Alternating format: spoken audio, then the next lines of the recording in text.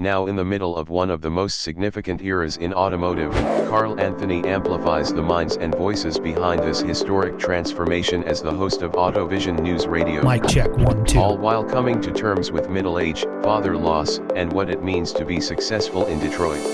We are always in a state of learning here in the automotive industry. One of the reasons why I enjoy living and working in Detroit. As a baseline for this episode of AutoVision News Radio, I went through the Automotive Ethernet in 1 hour course taught by Colt Correa, Chief Operating Officer of Intrepid Control Systems. Link in the show notes to this free class on the Intrepid YouTube channel. In the class, Colt provides a brief history of Ethernet and the distinction between standard Ethernet and automotive Ethernet, while covering the differences between technologies like CAN and FlexRay. Colt's class also includes sections on switches, networking topologies, and Ethernet frames. To expand my knowledge on the topic, I spoke with John Simon, Product and Applications Manager at Intrepid Control Systems.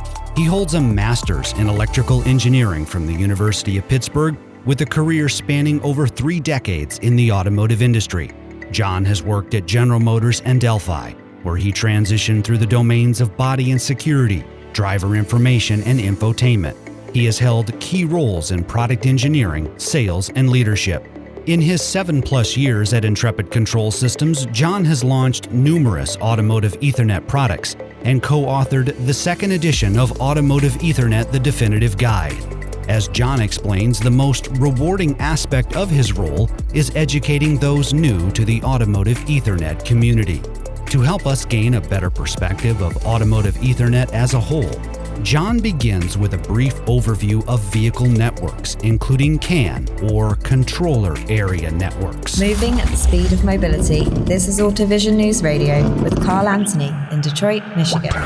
Vehicles have had data networks in them for quite a while. A network's a network in that regard. They're very similar to the networks that you have at home and work. Fundamentally, they are moving data between 2 computers. The difference being in cars is they're not laptop computers, they're electronic control units for your body functions and security and your powertrain. And in years past, the dominant network was called CAN, or Controller Area Network. It was great for what it was designed for, something called signal-based messaging. And this is signals being like your wheel speed or your engine torque or your door ajar.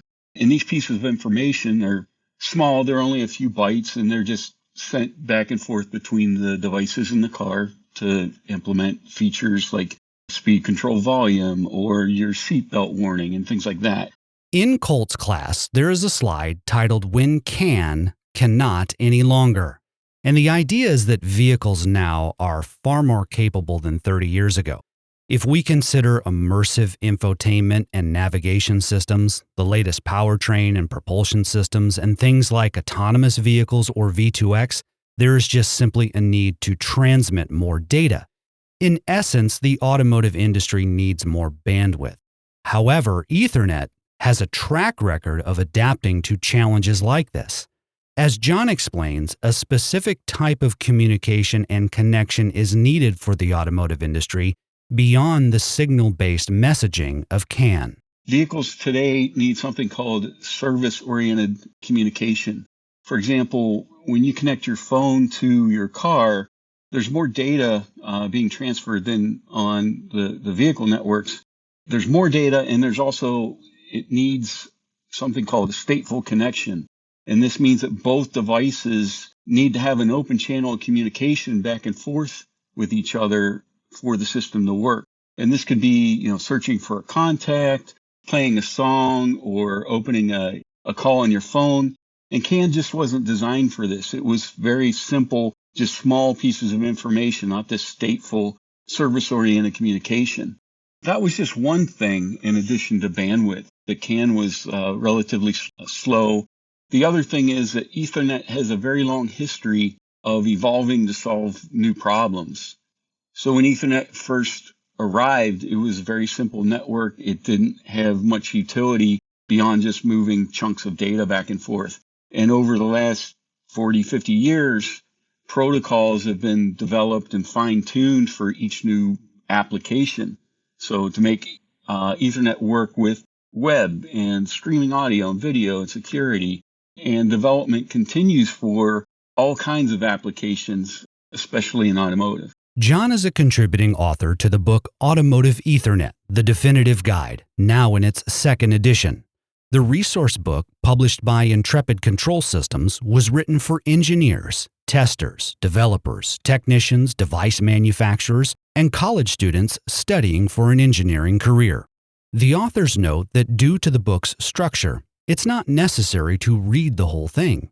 Instead, the authors recommend that readers access the sections of the book that speak to them, as some will likely be more valuable than others, given the reader's experience, background, and career field. Think of this more as a resource book to which you can refer as needed, rather than a book that should be read from front cover to back, the authors write. In this second edition, the main purpose of this book remains unchanged. That is to promote the understanding and use of Ethernet in automobiles and other vehicles. The book actually started when I was still working for another company, Delphi, now active. This was back around, it was published in 2014, but in that time frame, it was clear that there was an interest in bringing Ethernet into the automotive networks. And there was a gap. There's no shortage of books on Ethernet and its applications outside of automotive, but there was no reference material in the context of automotive networks. So our vice president and COO, Colt Correa, put together a team of him and 3 other people to fill this gap. And so it was published in 2014. Ethernet continues to evolve and evolve pretty rapidly, solving new problems every day. So when I joined Intrepid in 2017, the book was already becoming dated. My first assignments here at Intrepid was working in an area called audio-video bridging and time-sensitive networking. And this has to do with making networks work with safety and autonomous vehicles in the areas of time synchronization and making sure that communication doesn't have too much latency and it's deterministic. So I had been working in that area for a couple years, so it made sense that I jump in and help out in that section. It was about like 100 pages, which seems like a lot, but I mean, the book's 1,000 pages, so I consider myself a minor contributor. Intrepid Control Systems was founded on July 8, 1994, and has, over the years, produced advanced hardware and software tools for engineers working in the disciplines of autonomy, connectivity, and automotive Ethernet. Intrepid customers include global automakers, Tier 1 suppliers, and even individual hobbyists. Intrepid Control Systems has offices all across the world, in China, Japan, the United Kingdom, Germany, India, and Korea. Its headquarters is located in the Detroit metro. Intrepid focuses on network development tools for automotive, and that hasn't changed. The technology's changed behind it. So as I mentioned, CAN was the previous network. There was a number of other networks, UART, LIN, FlexRay. And so our company hasn't changed in that we provide network development tools. We have a bunch of different hardware that's a mix of different networks in boxes because all the vehicles are different. They have a different number of networks, different type of networks, different applications. And so we provide hardware that lets our customers interface their computers or their test racks with the vehicle networks. The other side of things we do is providing software that helps people develop networks. This involves things like diagnostics, data logging, troubleshooting, software upgrades for the vehicle, and also giving them an interface that allows them to write their own applications or test applications that can communicate with the vehicle. My particular job is being a bridge between our engineers and our customers, making sure that we're focusing on things that are going to be valuable and of use to them. Another big task is staying on top of the latest Ethernet trends. So I spend a fair amount of time following IEEE, which is the Institute of Electrical and Electronics Engineers, and then also participating in something called the Open Alliance. The 2024 IEEE Ethernet and IP Automotive Technology Day will take place on October 16th and 17th at Fort Pontchartrain, Detroit, a Wyndham Hotel. The event allows for manufacturers, suppliers, semiconductor vendors, tool providers, engineers, educators, and the media to share the latest ideas and implementation strategies related to automotive Ethernet systems. The Open Alliance will host an in-person members meeting in Detroit the day before, on Tuesday, October 15, 2024, in conjunction with the IEEE event. The Open Alliance is a nonprofit, open industry alliance of mainly automotive industry and technology providers, collaborating to encourage wide-scale adoption of Ethernet-based networks as the standard in automotive networking applications. The IEEE and the Open Alliance have a strong and complementary relationship. IEEE writes specifications for how Ethernet works. So everybody's heard of 802.11 Wi-Fi. That's an IEEE standard. There are a number of 802 standards. So 802.3 defines how data is communicated on wires or cables and different speeds. And then there's 802.1, which is how local area networks work, what Ethernet switches do, time synchronization, security, all on an Ethernet link. One thing that you need to consider with the IEEE specifications is they were written for absolutely every type of Ethernet network. So, residential, enterprise, industrial, aerospace, automotive, as well as every type of application. So you have streaming audio and video, you have banking, you have Internet of Things, you have professional audio like, stadium concerts. So these are thousands and thousands of pages, of which only a fraction apply to automotive networks.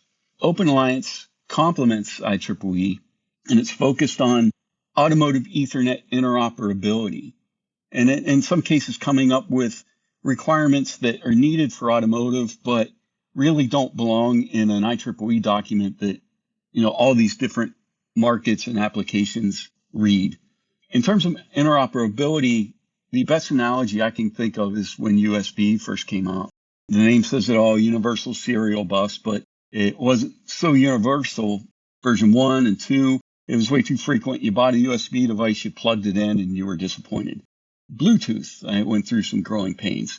These things were designed as standards, but obviously, there wasn't enough testing. There were ambiguities in the requirements. And so what Open is tasked with doing is coming up with ways to mitigate or avoid these type of interoperability problems. The Open Alliance was founded in 2011 to create, and I quote from the organization's website, a transparent space governed by clear rules for anyone to join and participate. The true cornerstone was the desire to break free from single company specifications. Open Alliance envisioned a world where access to these crucial specifications would not depend on favoritism. The mission of the Open Alliance is to remain steadfast in its dedication to standardizing automotive Ethernet technology, ultimately empowering the industry to address critical gaps, innovate, and thrive in an interconnected world. Part of their job is to take IEEE and other non-automotive requirements and distill them down to requirements that make sense for automotive networks, and in some cases complement those requirements that to benefit automotive. So there might be some special diagnostics that don't apply outside of automotive, or some functionality that is built in to conserve energy. So they'll focus on those types of requirements.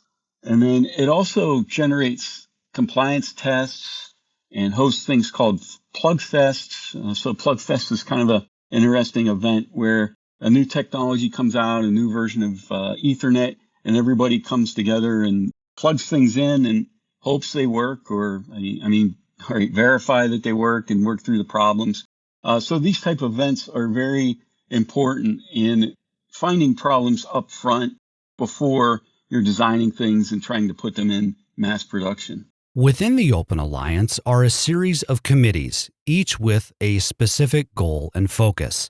The committees have numeric names. For example, TC15, or Technical Committee 15, is called Multi-Gig Interoperability and Compliance Test, while Technical Committee 10 or TC10 is titled Automotive Ethernet Sleep Wake Up. John shared some of the work these committees have focused on, including a committee dedicated to something called MACsec. Well, in recent years, it's been all about speed. When Automotive Ethernet first came out, it was 100 megabits per second. Quickly went to 1 gigabit. And in the last, 3 to 5 years, it's been 2.5, 5, and 10 gigabit, as well as they desire to look at something slower, a 10 megabit version of Ethernet to support low-cost applications. There's definitely still some activity going on with these new speeds before they hit production, but the most active group right now in Open Alliance is called TC17. That stands for Technical Committee 17. And they are working on bringing something called MACsec into the automotive networks. And so this is the lowest layer of security on Ethernet between devices. And it's not anything new. Almost everything associated with Ethernet in the vehicles has been around for years. It's been used in the IT industry for a long time, so it's mature. But TC17 is putting a lot of effort into how to best use it for automotive. So they're eliminating requirements that don't apply, making decisions that'll help take cost out of the silicon that goes into the devices, that help make testing easier.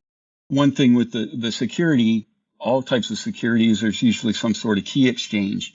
The MACsec key agreement is a protocol that's used in everything on the internet or Ethernet. It can take seconds to actually successfully exchange keys. When you start your car, you don't want to wait seconds for your rear view, backup camera to come up. So they're doing things like making changes or making assumptions in the key agreement to go from seconds down to 30 milliseconds. And then they're also doing plugfest with this, where you're bringing new hardware and new software stacks together to work out problems as a team. The term software-defined vehicle is now at the top of our automotive lexicon. Although one could argue it's a buzzword or a marketing term, there are some genuine considerations associated with software-defined cars. As outlined by Open Alliance Technical Committee 18, one such consideration is something known as remote control protocol, a lightweight communication technology meant to ease the transition toward zonal architectures.